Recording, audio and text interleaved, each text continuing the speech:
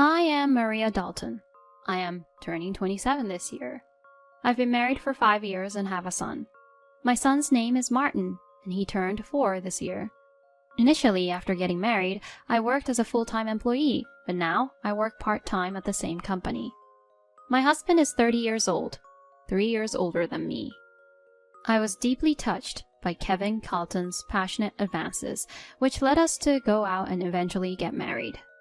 However, Kevin, who was kind while we were dating, changed his attitude after marriage, showing more of a domineering side. Kevin has a 20-year-old sister named Jane Dalton, and Kevin spoils her, perhaps because they are so far apart in age. Before we got married, I didn't particularly mind this and thought that Jane and Kevin got along well. However, after getting married, I began to notice various changes in her behavior. Jane often visits our house, and each time I end up running around like a maid, because Kevin accepted her selfish demands. Jane comes to our house without any notice, regardless of the time, be it morning or night. Furthermore, Jane never brings any gifts or tokens of appreciation when she visits. Even when I am around, she acts as if I don't exist, and speaks only to Kevin, saying, "Brother, I'm here again."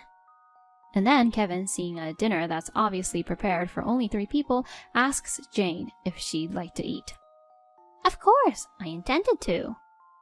When I try to tell Kevin quietly that I haven't prepared dinner for Jane, he simply tells me to figure something out since his sister is visiting, and in the end I have to serve my portion of dinner to Jane.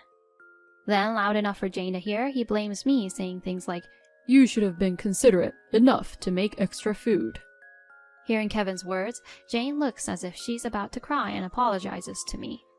Kevin comforts her with kind words and scolds me, saying things like, "You're not thoughtful," or "Don't be mean to my sister." Although Jane apologizes with words, every time I see that she is reassured by the fact that Kevin treats her more precisely than me.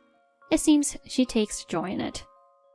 I prepare my own meal from leftovers in the fridge, and just when I think I will start eating with Kevin, Jane, and Martin, Jane tells Kevin she has something she wants to discuss with him alone.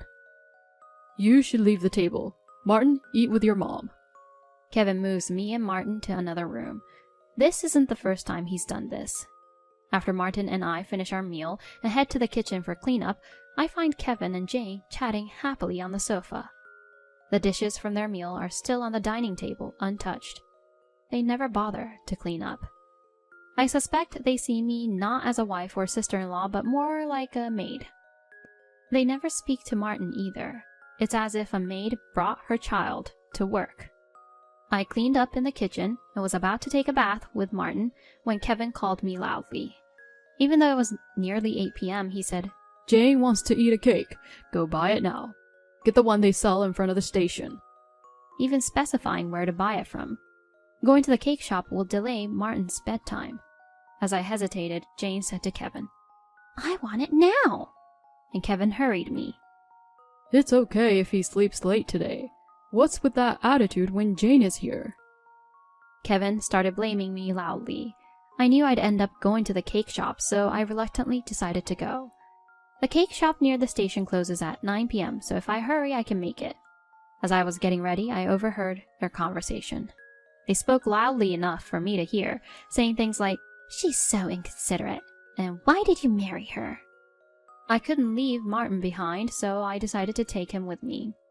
As I was getting him ready, I heard Kevin's loud voice from the living room. "If you defy me again, we'll get a divorce."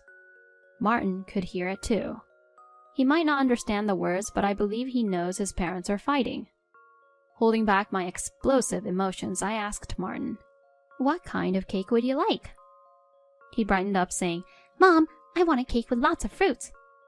So our journey to the cake shop was filled with talk of cakes, temporarily forgetting Kevin's words. Martin and I reached the cake shop just before closing time. Luckily, the cake Jane wanted was available. We bought 2 cakes and 1 fruit-loaded cake Martin wanted. Upon returning home, I served the cakes to Jane and Kevin. Then I prepared Martin's cake and headed to the dining room. The moment I placed it in front of Martin, Jane pointed at it and said, "I want that cake after all." Before I could react, Kevin moved the cake Martin had chosen in front of Jane. Ignoring Martin's protests, Jane started eating his cake. Kevin said, "I bought that cake with the money I earned, and I have the right to choose," to Martin. I couldn't hold back my emotions any longer and voiced my dissatisfaction to Kevin and Jane. Kevin then threatened, "We can get a divorce, you know." Martin stopped crying but held my hand tightly, looking anxious. And then Martin, after some thought, said, "Mom, I also love cake with strawberries on it. Yes, it's really delicious." He mentioned it while eating a cake that Jane initially wanted to eat. I feel like I'm making Martin endure too much. There are 3 adults, including me, making a 4-year-old child put up with this. I lifted Martin's cake plate the moment I saw Jane reach for Martin's cake after hearing Martin saying, "Yummy." "Martin, let's eat over there." I took him to the next room so he could eat his cake slowly. Probably Kevin saw Jane reaching for the cake as well. He apologized to Jane, saying, "Sorry for being so stingy." I wanted to retort, but I held back, not wanting to expose Martin to the word divorce. Watching Martin innocently eating his cake with cream around his mouth is a sight that cleanses the heart.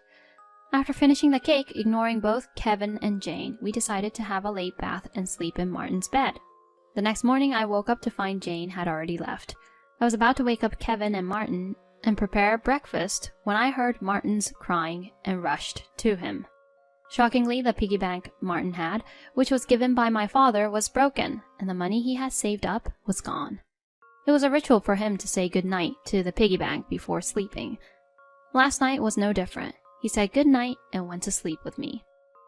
At that time, the only people in the living room were Kevin and Jane. I asked Kevin about the piggy bank. "Jane said she needed some money, so she took it from the piggy bank," he said, indifferently, even though Martin was still crying. As I held Martin, who was crying and shaking, I could feel his hurt so painfully that I cried with him. It hurts to see Kevin prioritize and care for his sister Jane more than our son, Martin. I felt a surge of anger and sadness at the same time. "Why are you making the atmosphere so bad in the morning? I feel terrible," Kevin coldly exclaimed. "Don't you think you did something wrong? Martin is crying so much." For the first time since our marriage, I expressed my anger towards him. I had always been careful not to argue in front of Martin, but I couldn't stay silent, seeing him so hurt. Kevin looked at me intensely, went to the bedroom without a word, and came back with something in his hand. Shockingly, it was divorce papers, which I didn't even know he had hidden somewhere. "If you're not happy with me, then let's divorce," he said, shoving these papers at me, and then he left the house with a loud bang. Martin, who had never cried over the issues with Kevin and Jane, must have reached his limit. He has been crying since last night. I can't bear to see Martin so hurt. "Hey, Martin, should we skip daycare today?" He was perhaps happy to be with me and replied with a loud "Yes," showing me a faint smile. Martin, after bringing a picture book from the bookshelf and sitting on my lap, looks up at me happily and says, "The teacher at the nursery today was Mama, right?" He looks like an angel. I think his little heart must be full of patience. Today, I decided that we would play as much as we can to fill his heart. I might be causing trouble at my workplace, but when I explained the situation, they kindly said, "Make sure to play a lot with Martin," and gave me a day off. In the morning, we went to the park, played hide and seek, and had a lot of fun in the sandbox and on the slide. When we got home and were having lunch, Martin seemed to be getting sleepy. He usually can nap by himself, but today he fell asleep on my lap, just like when he was a baby. I wanted to do the household chores while Martin was napping, but I thought today is special and decided to be healed by his sleeping face and breathing. While I was dozing off, suddenly I heard a noise from the entrance. It sounded like the front door had opened, but it wasn't time for Kevin to come home yet, so I was suspicious. I quickly grabbed Martin and, taking only my bag with valuables, hid in the bedroom closet. I felt someone entering the house and was holding my breath when I heard a voice. It was a voice I had heard somewhere before, and that person seemed to be searching the house for something. I can't find it. Where has that wife hidden it?" For a while I was trembling in fear due to the noise of rummaging, but as I listened carefully to that voice, I realized who it was. It was Jane's voice. I have so many questions like, why does she have a key? And what is she looking for? But I opened the closet slightly to see what Jane was doing. She was roughly opening and closing drawers and doors. After letting out a big sigh, she started making a phone call. I searched where I was told, but it wasn't there. Yeah, I checked there too. If it's not there, it was a waste of time. Okay, I got it. I'm going home now, Kevin. She clearly said Kevin. I wondered what the two of them were looking for. I then heard the sound of the front door locking. After coming out of the closet, I put Martin to bed and thought about what had just happened. I am pretty sure Kevin knows about his belongings. If they were searching for something that's location wasn't known, could it be one of my belongings? However, from the conversation earlier, I couldn't figure out why she had entered the house. Suddenly, Kevin seemed like a stranger, and I felt a mixture of disgust and fear towards him. I hurriedly packed the bare essentials for Martin and me. By the time Martin woke up from his nap, I was ready to go. Martin, let's go to Grandpa's place now. With that said, we headed to the station and took a train to my parents' house. Luckily, my parents' home is nearby, just 2 stations away, so we arrived quickly. I hadn't contacted them beforehand, so they were surprised, but looking at my face, they seemed to sense something and welcomed us in without asking anything. Their pet dog, which Martin loves, immediately approached him, and they started playing together.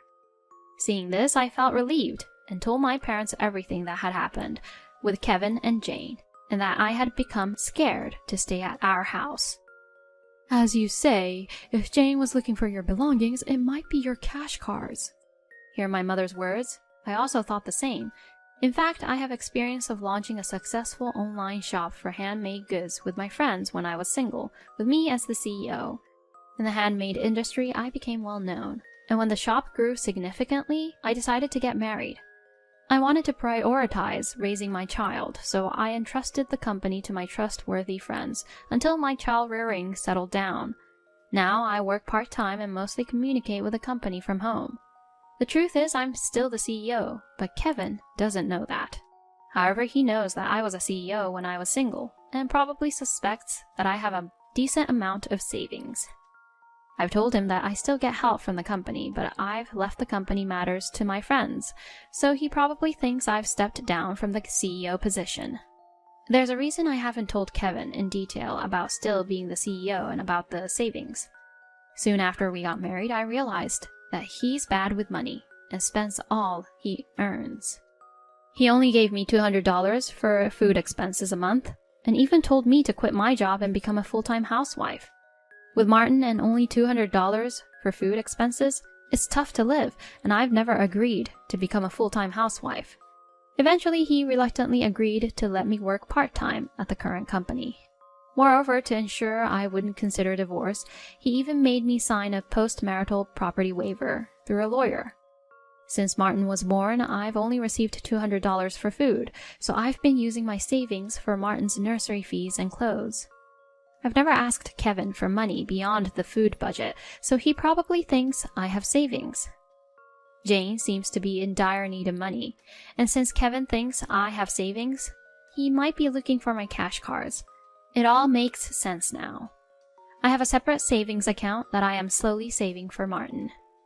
Every month, a portion of my salary is directly deposited into that account. Either way, there's a high chance these two are looking for my cash cards. They're both in need of money, and I can't think of anything else they'd be searching for. However, no matter how much Jane or Kevin search, they won't find it because I always carry my valuable items like my cash cards.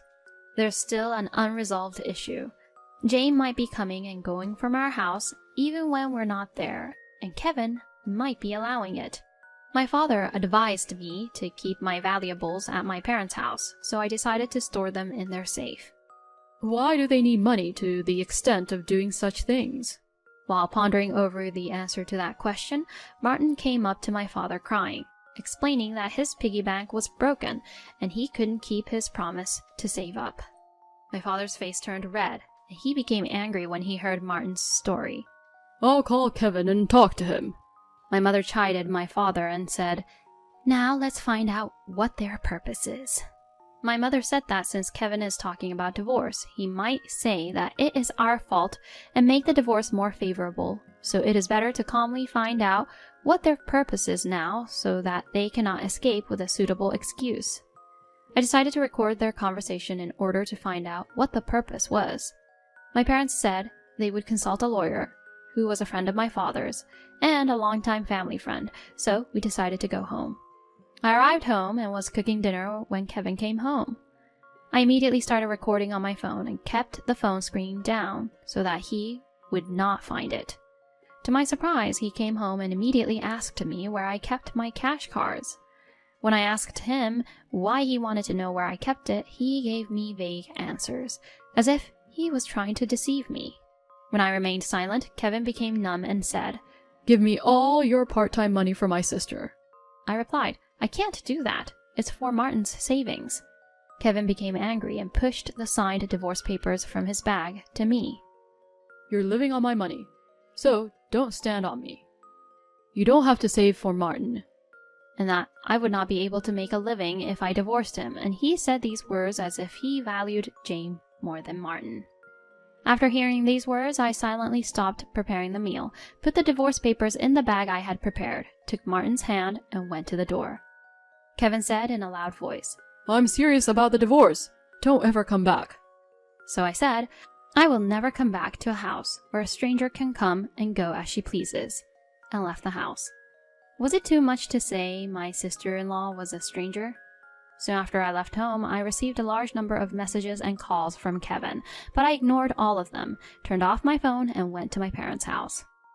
I then asked my parents to listen to the recording I had just made, and also to look at the completed divorce papers Kevin had given me. My parents told me to do as you please. I had no love or affection for Kevin.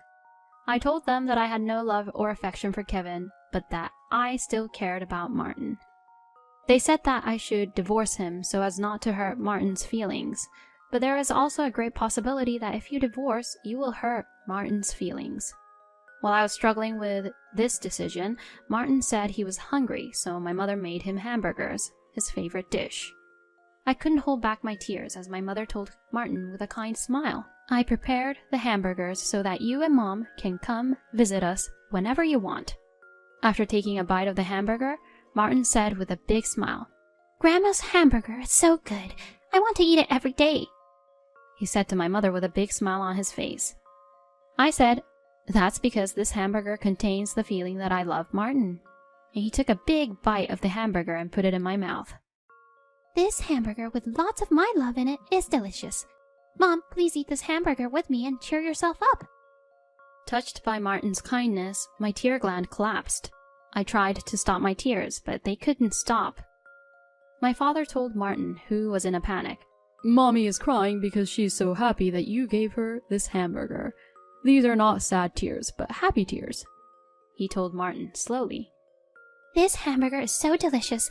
If Jane were here, she would have eaten it," said Martin. Upon hearing this, the mother broke into tears and hugged him. Watching this, the father's eyes turned bright red. I said to Martin, "It's a blessing to be with family, isn't it?" He looked surprised and responded, "Didn't Dad say that only Jane was family? Is my family just Mom and Grandpa and Grandma?" My father replied gently, "Yes, that's right." He then continued, asking Martin, "Do you want to live here with us as family?" To which he replied with a laugh, "Of course, we're family," making everyone naturally smile. When was the last time we had such a natural meal? When did we last have a meal filled with endless laughter and conversation? Although I was considering divorce, this meal feels so happy that I finally decided to part with Kevin and planned to tell Martin about it. Discussing this made my heart heavy, but it seemed Martin never felt loved by his father and understood about the divorce, happily saying, "We will live as a family." And he happily hugged the pet dog, calling him my younger brother, even though the dog is older than him. I started preparations for the divorce. Firstly, I quickly contacted a lawyer who was a friend of my father, and we arranged to meet the next day. That night, Martin slept with my father and the dog, and I remember feeling comforted by their faint laughter. I laid in bed in the same room as my mother and fell asleep, reminiscing about my childhood. The next day, when I turned on my smartphone, there were over 200 calls and messages from Kevin showing his emotional instability. Just seeing it exhausted me, so I turned off my smartphone again.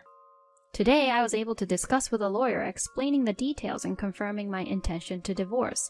We successfully formalized the contract, and the lawyer will meet with Kevin tomorrow. After a while, the lawyer came to my parents' house to explain the situation. It seems Jane had accumulated a significant debt from the casino and her shopping addiction, and Kevin acted as her guarantor. When Jane couldn't make the repayments, a plan was devised to use my savings, and now Kevin wants me and Martin back and not divorcing me. The lawyer said the divorce papers I handed over at that time had already been submitted. When asked if this meant the divorce was accepted, the lawyer confirmed. Yes, it has been accepted. Kevin seemed to have sobbed, saying that he doesn't want another man to get me. But hearing that everything was finalized gave me peace of mind. I expected disagreements about child support, but he even signed a pledge to pay $340 to Martin every month. Later, I received a call from Kevin. Feeling relieved after the divorce procedures, I decided to talk briefly. His tone lacked its previous aggression, and he calmly began talking. He believed that if he kept me financially bound, I wouldn't think of divorce. He also admitted to spoiling his younger sister, Jane, thinking it was a form of sibling love.